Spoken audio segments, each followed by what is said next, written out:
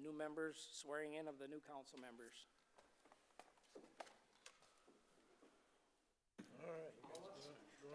I'd like to call Jim Delaney and Angelica Contreras up to the front, and then we'll swear them in first, and then we will swear in the new mayor. Okay? Why don't we, shall we step aside? I think they'll probably, should we, You want us to step aside? we're going to step aside pictures? for pictures. I'm going to read from the microphone so that everybody can hear me, okay? All right, so if you'll raise your right hand and state after me. I state your name. Do solemnly swear that I will support the Constitution of the United States, the Constitution of the State of Minnesota,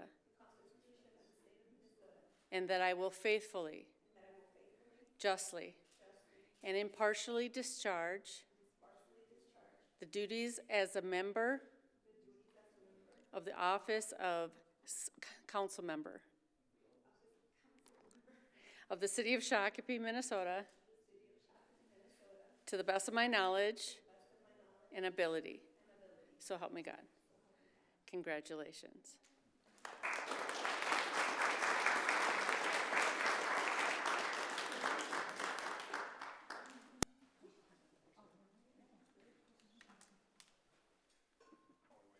All right, now I'll call forward Matt Lehman. Raise your right hand. I state your name. I state my name.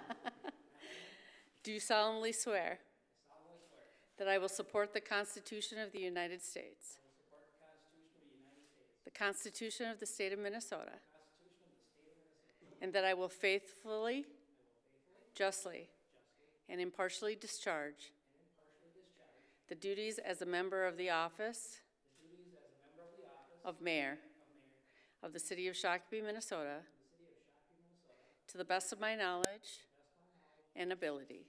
So help me God. Congratulations.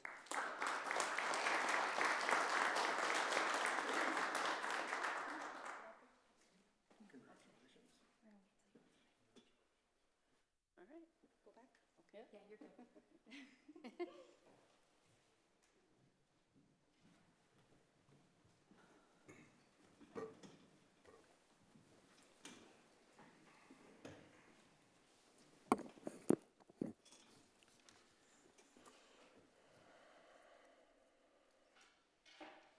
The clerk, please take the roll call.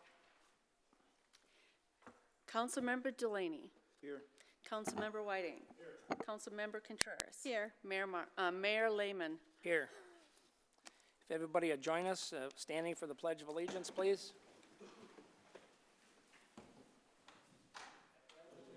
To the flag of the United States of America and to the republic for which it stands, one nation, under God, indivisible, with liberty and justice for all.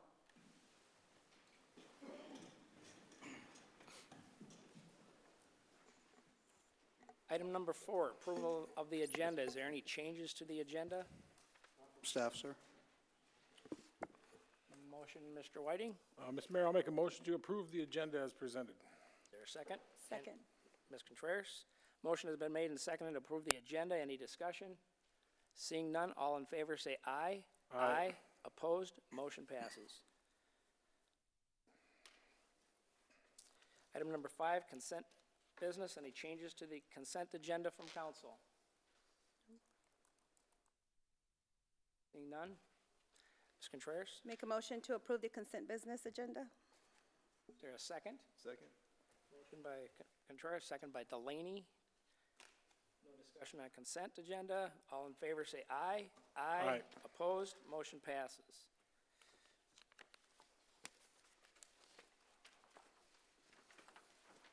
Item number 6, recognition of citizens that wish to bring something before the council that is not on the agenda. Anybody in the audience that wants to address this body of something that's not on the agenda, please step forward and state your name and address for the record. Welcome and thanks for coming. Please speak into the microphone. Yep.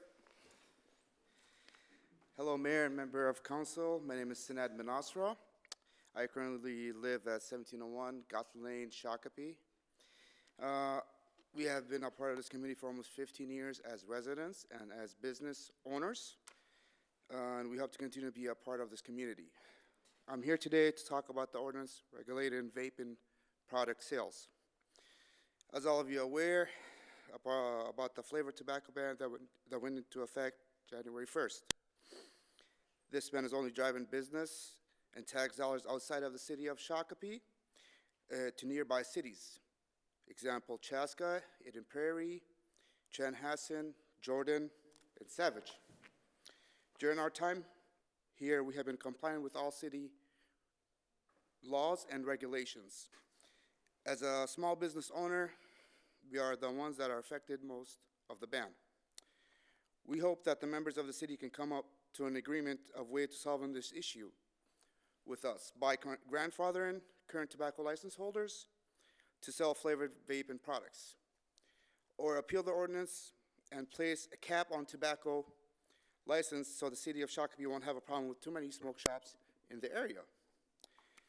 I appreciate you giving me the time to speak, and I'm looking forward to a resolution with the city about this ban. Thank you for coming tonight, especially on such a snowy evening. I know it probably took a little extra effort. For sure. Our policy as a council is we do not take action on items brought forward under concerned citizens, not on the agenda. Staff has heard your concerns, as council has. We'll take the matter up with our staff and see if there's going to be any changes or not. So Thank you. Appreciate you stopping I by. appreciate it. Any questions for the questions? Go ahead. You said you're a business owner. What business are you talking about? Topstar and Nicollet in downtown and Topstar over here. Okay, Yep. thank you. No problem.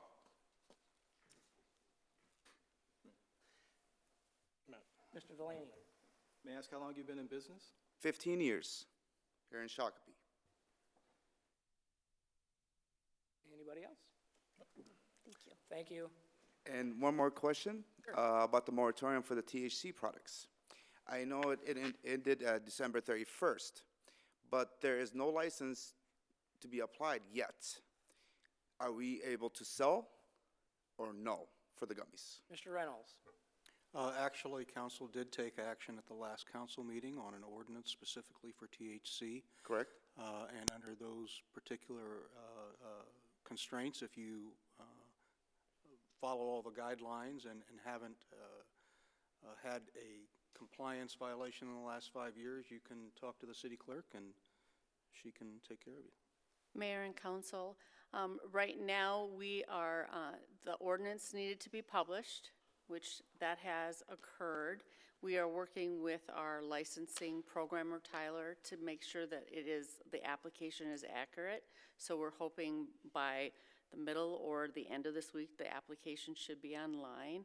We are also in the process of working with the police department to make sure that any of the tobacco holder license holders did not have any compliance issues during the moratorium with having, selling or producing any of those THC products while the moratorium was in place. We know at the current time, we had a few businesses that had THC products that were being sold or displayed during the moratorium, and those cases currently are with the Scott County Attorney's Office. So at this point, people that want to have a current tobacco license will be able to apply for a THC license. They will be able to bring those applications. We will bring those applications to you, but we will bring it with all the information that we have available, and the council will then be able to make a decision whether they approve it or deny those licenses. Okay. So when that process is all together, we will be bringing those through. So hopefully that will be all completed by the end of this week. So to answer your direct question, the answer is no, not yet. Not yet. But very soon, Yep. Hopefully, our Providing goal you're is not to in- be done by the end of this week. providing you're not in violation of any of the guidelines that were adopted by the council on that policy. Correct. Okay. Yep. Thank you. Yep. Anybody else in the audience that would like to address us on a matter not on the agenda? Anybody else? We're a very inviting, welcoming crowd up here. Seeing none, we'll move on. Excuse me, Mr. Mayor? Go ahead. I did want to note that we did have one email Yep. from a Mr. Howard Larson of 8785 Boiling Springs Lane. I forwarded that to everyone, and if necessary, Mr. Kursky can address some of those issues. If you would like, he certainly can do that. Yes, please.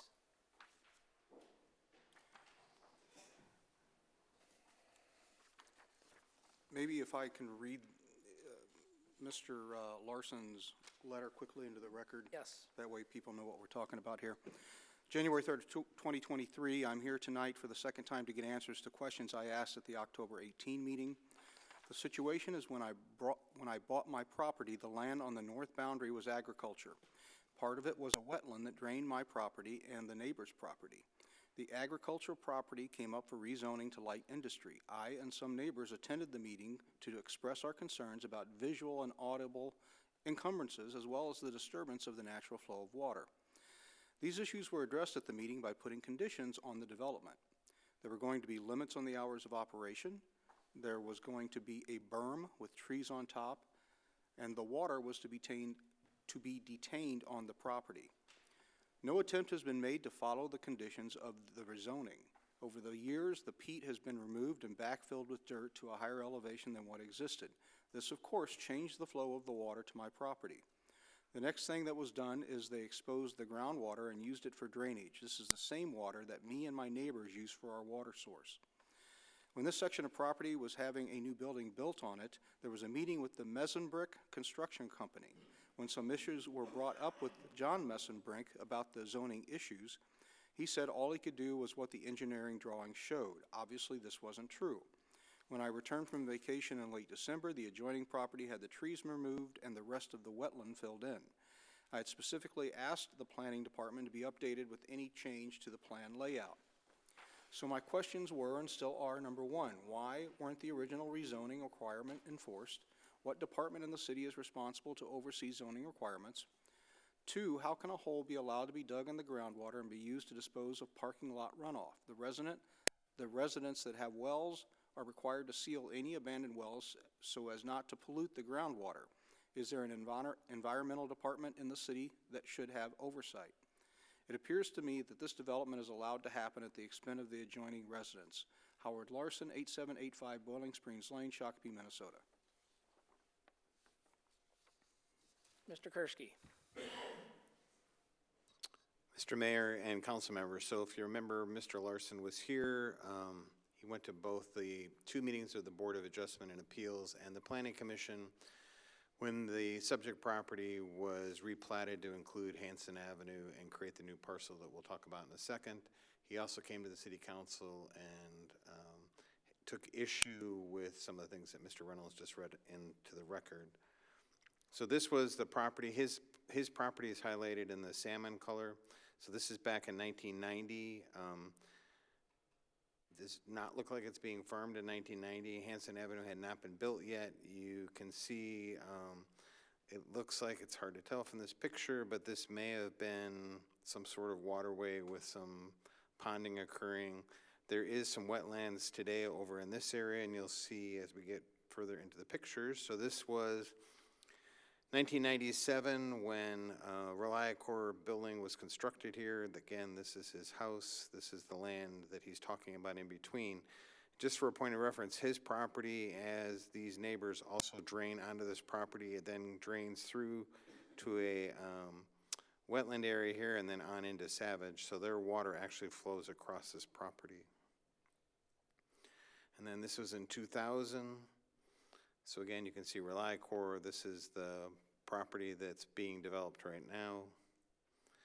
And this is 2008. You can see there was some work going on here and some construction occurring here.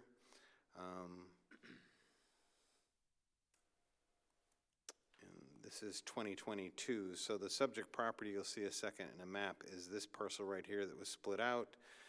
Prior to the split out, it was used for storage of trucks from ReliaCorp. This is the ReliaCorp pit that's over here, and then you can see the water drains off into this area towards Savage. So the proposed plan was it would be a low berm constructed along the property here. They have provided financial security to the city to pay for all this landscaping. They're building a very small 12,000 square foot building here. As part of the discussion with the Board of Adjustments, originally these doors faced this property down here. They relocated the building so the doors all face out into the parking lot. And as part of this project, the wetland that's over here is being preserved. They're building a new pre-treatment basin, so as the water comes off this parking lot and water comes from these properties, it goes to the pre-treatment basin, to a new larger basin here that'll be constructed.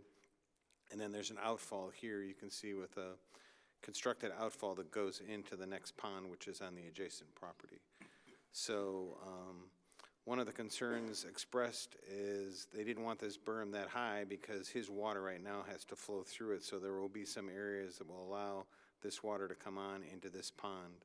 So they're actually capturing the water from all of the properties that are to the south into this pond. And then when this pond fills, it goes through this section here into another pond that's over here and then eventually onto Savage. So the trees will be installed. Mr. Larson talked about when this was originally rezoned, the senior planner on this project went back to the minutes. Those conditions were not that explicit. So when we did this project, we are ensuring that the berm is built here and that engineering has worked extensively both with this property owner and the others to ensure that any water that's coming across here will be conveyed to the infiltration pond and to this detention basin. Questions, Mr. Whiting? Mr. Kursky, thank you, Mr. Mayor. When we do these retention ponds and entrapment basins, that is all part of water management and making sure that the runoff water is properly treated. Is that correct? Mayor and Council, that's correct, and I think there are a number of issues out here that engineering has worked through, not only on this property, but the adjacent two properties, to make sure that we properly convey this, that this wetland's preserved. There's some other areas over here that they're working on restoring back so that the water flows properly. They're actually off this property. Thank you. Other questions of staff? Okay, I have a couple. One of them says there's limits on the hours of operations. Has the hours of operations changed since what was approved? Mayor and Council, we found nothing in the minutes from back in the 90s that talked about hours of operation. ReliaCorp, there were some complaints from the resident that lives over here that also has a commercial business running out of the backside, that sometimes the people from ReliaCorp at night come out here and smoke in their cars when it's colder. But I think this building actually will provide some buffer to them. And then again, this is a pretty extensive landscaping that will be installed to provide some additional buffer. And then the next question was the exposing groundwater, and it's the same water source that apparently this neighborhood uses for their water source? And Mayor and Council, I have no idea what that refers to. There's no pumping going on here or using groundwater for anything here. ReliaCorp did have some of their tailings from their cleaning business got into a area over here, but we're in the process of getting that cleaned out so that the water flows through down to Savage. So really the main issue that's not resolved is the little channel to get the water from the south up into the holding ponds there to go through the outlet to the neighboring pond. So let's go back here. Oops. So this is Mr. Larson's property, and he's pretty much even, so his concern was their water would actually back up onto his property. This has been designed so that actually his water will flow through their property into a basin that will be built over here. So they'll now be storing his water and then metering it out into this area and then eventually out into the Savage waterway. Okay, so it's just a matter of checking on elevations. Yep. Okay. And staff has been out there. He's received copies of these plans you're looking at quite a while ago. I know our stormwater engineer's been out and met with him, walked the site, discussed all of these issues. Okay, any other questions of staff? Okay, thank you, Ms. Kersky. Yes, sir. Item number 8, recess for Economic Development Authority meeting. Make a motion to recess, Mayor.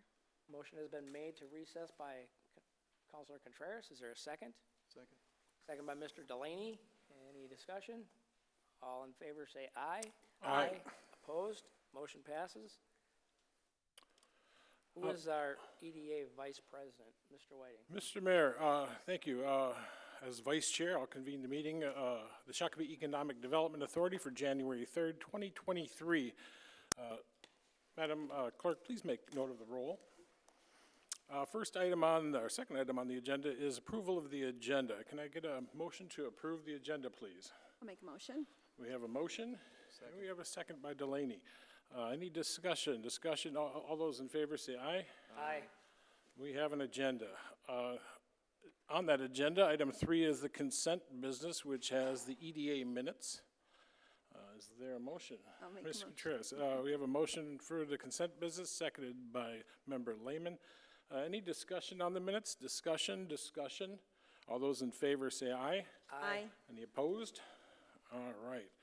General business, we have nothing. Reports. Tonight, we have the EDA bill list. Is there any questions on the EDA bill list? Not tonight. Seeing none, well, let's move on to item number 6. Contreras, Make a Member. motion to adjourn to Tuesday, February 7th, 2023 at 7 PM. we have a motion on the floor and a second by Member Delaney. All those in favor say aye. Aye. We are adjourned. See how fast I can run these meetings? Thank you, Vice President Whiting. We'll reconvene the Shakopee City Council, moving to item number 10A1. Mr. Reynolds. Thank you, Mr. Mayor. Generally, this is just to open up your discussions when it comes to the future of the position next to me and the election as well at some point. But the one thing we do need is the actual adoption of Resolution R 2023-03 declaring a vacancy.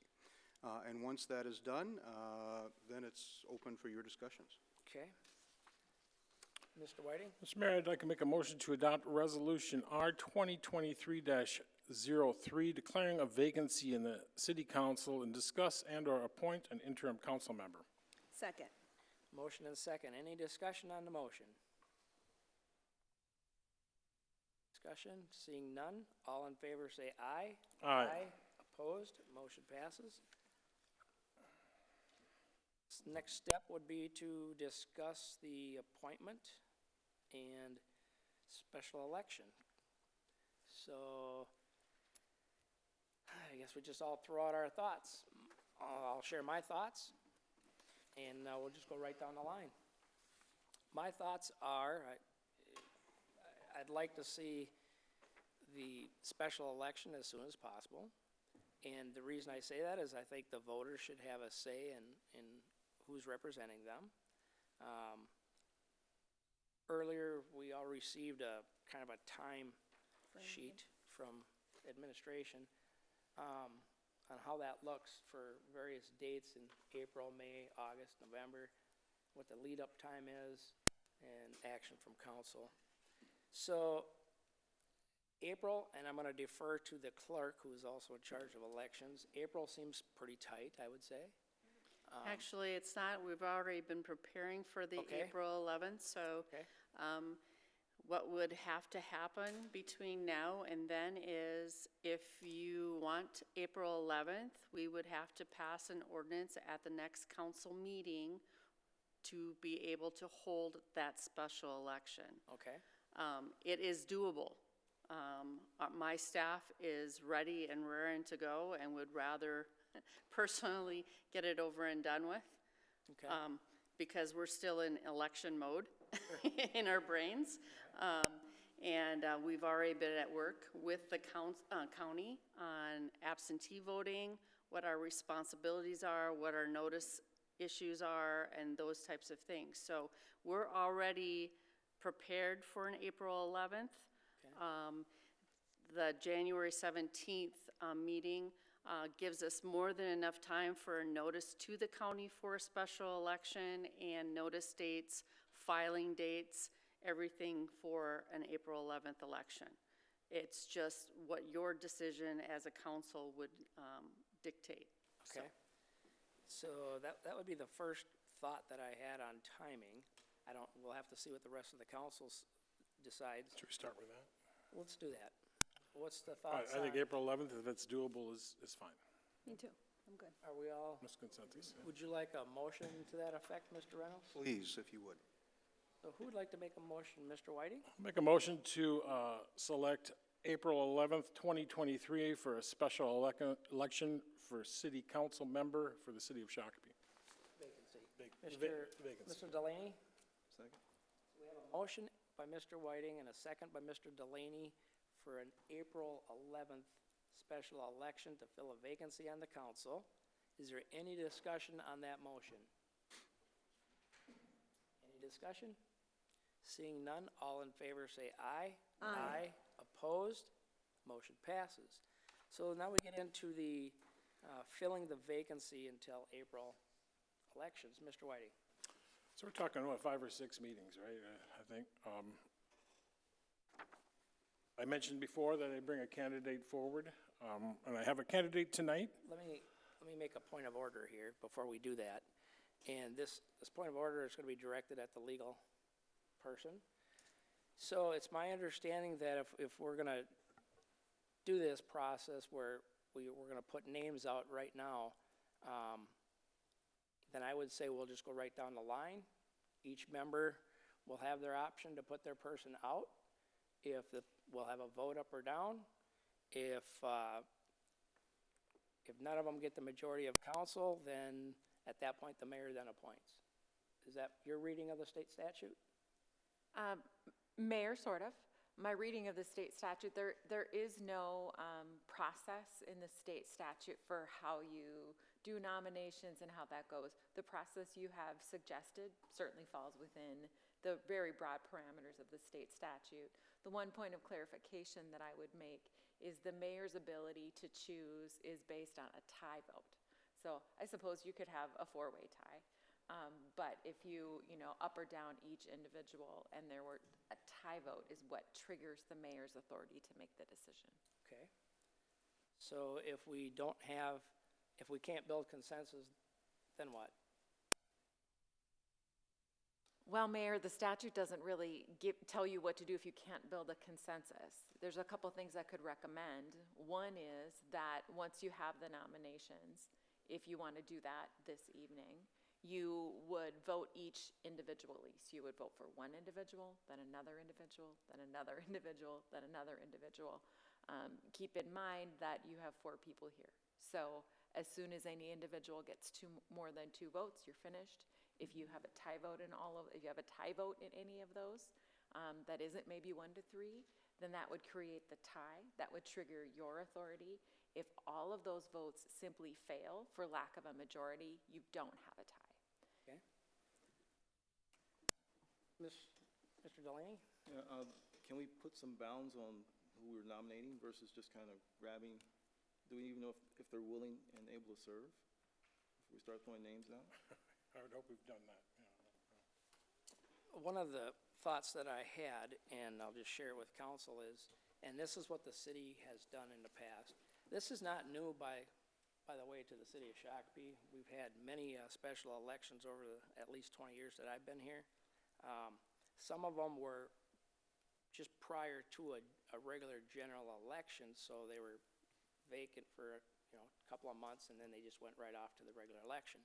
But there are cases where somebody was appointed, and the process that was used successfully, I might add, was decided by the council to select a pool of past council members that served in good standing, i.e. not censored or something like that. And we directed staff to contact that list, see who was willing to serve, knowing what the time commitment would be till second meeting in April, I would assume, possibly first meeting in May. and bring that list back of past council members that are willing to serve for that period of time, that served in good standing, weren't censured, and then we could have a discussion on appointing from that pool. Now, that gives us the experience right away. I don't believe there's any past council members that are 100% pro anybody here. You know, to be honest, if I go back through the pool of past council members, none of them have agreed with me 50% of the time on any single issue. So I think it's a fair way to go about it.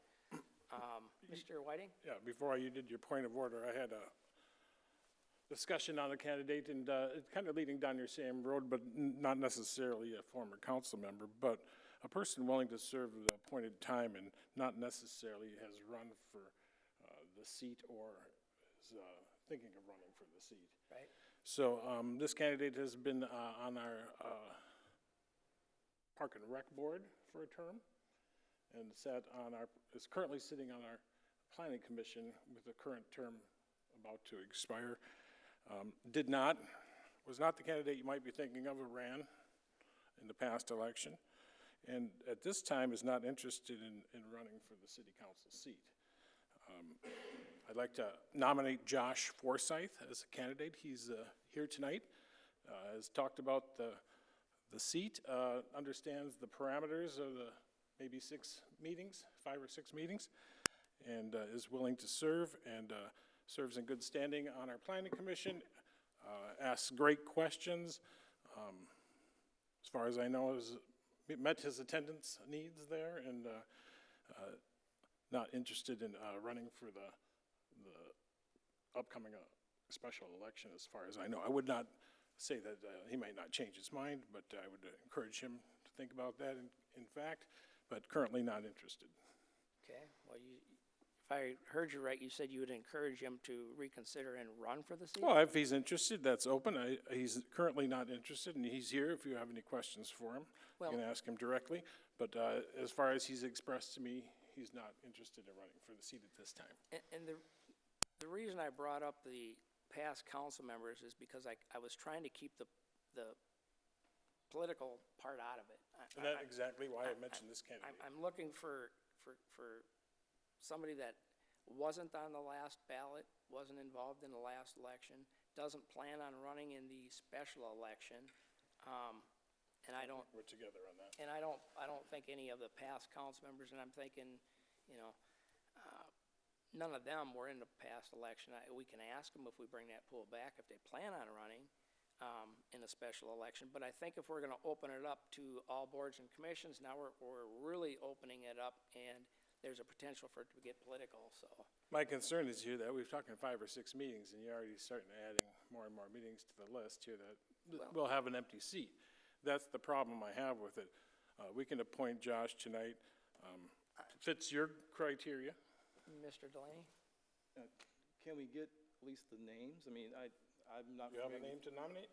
I might be able to come up with a name, but I would like to get the names out first and maybe have them come in versus, this is my first time probably meeting Josh. I would not really know much about him other than the fact that he's been nominated. And I'm thinking that if we opt to go with the former council members, staff could bring that list to us at the very next meeting. We could talk about that list and probably nominate and appoint somebody at that. I have a nomination on the floor. Okay, do we have a second? Contreras? I do. I also have been Well, looking, sorry. First, we have a nomination by Mr. Whiting, and I'm gonna assume that's a motion.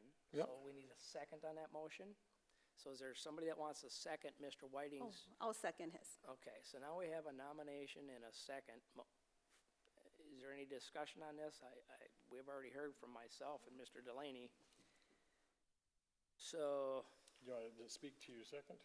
I too was looking, and I know my top person I had decided that she was not interested anymore. So I, did some more research, and I also am willing to nominate Josh Forsyth. okay, Jay has already done that, and you seconded the motion, so. All right, any other discussion on the motion and before us? Hearing none, all in favor say aye. Aye. Opposed? Aye. Motion 2-2 fails. So we're just gonna prolong this and have an empty seat for weeks here? Mr. Delaney? It sounds like we're just putting names out.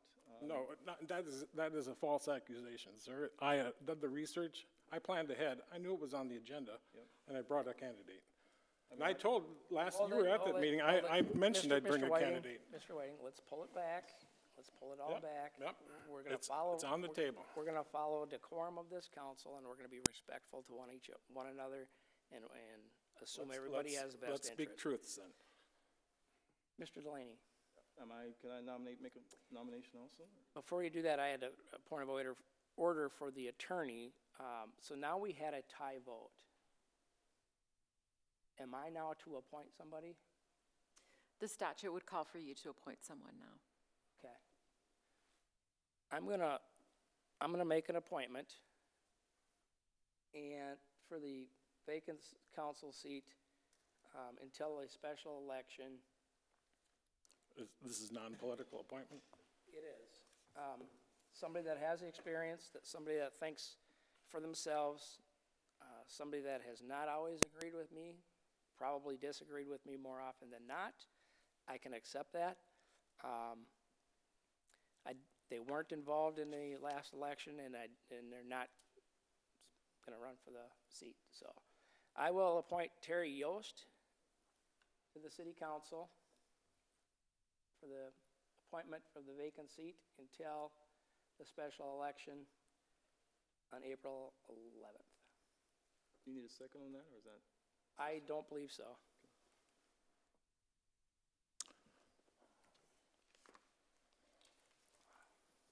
Well, that comes as no surprise that That I nominated you somebody that nominated your own person. he voted against me more than 50% You, of the time. you planned on this. We No. knew it was coming to this. I just have a quick comment. Yes. You're a strong believer of to listen to the people. Yep. And what people say, and I think both Jay and I had the opportunity of a very good candidate. So it's not always what is said. Well, like I said, I'm looking for somebody that has served on the council, somebody that is an independent thinker, somebody that has more than half the time voted against me, and I expect that to continue, and that's okay, because I'm certainly not a know-it-all. I think that there's good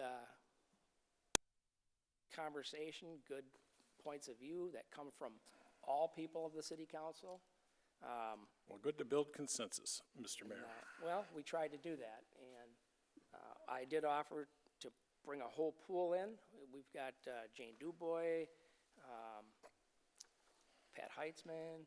You know, you've got a list of experienced council members that served with honor in this community that we could have tapped their knowledge and brought that pool forward, and you opted not to do that. That was your decision, not the council's. So, item number 11, city bill list. Any questions on the city bill list?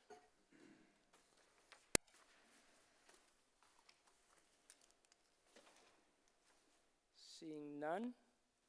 Liaison and administration reports. We'll do liaison reports, and we'll start with Mr. Delaney. And I assume you probably have none. I have none. No assignments. You will in the future.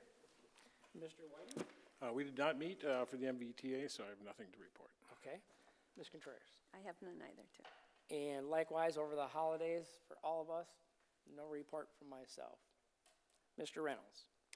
Nothing, sir. The only thing I would mention is that Senator Klobuchar will be visiting Shakopee City Hall at 3:30 p.m. tomorrow to talk about the congressional appropriation of $1.5 million towards the construction of the Innovation Hub. And I would encourage everyone to come and hear staff talk about that particular project and also talk about her commitment to it. That's 3:30 tomorrow at City Hall? That's 3:30 right here, yes, sir. Okay, and I will be attending that myself. If any other council members wish to join me, I'll be here. appreciate you guys' support. Any other business to come before us? Any other business? Seeing none. Item 13, motion to adjourn would be in order. Mr. Delaney, Second? a motion Oh, motion. a motion to adjourn to Tuesday, January 17th at 7 PM. If you want to read that on the bottom of your agenda. Yes, motion to adjourn Tuesday, January 17th, 2023 at 7 PM. Second. We have a motion by Mr. Delaney and a second by Counselor Contreras. All in favor, say aye. Aye. Aye. Opposed? Motion passes and we are adjourned.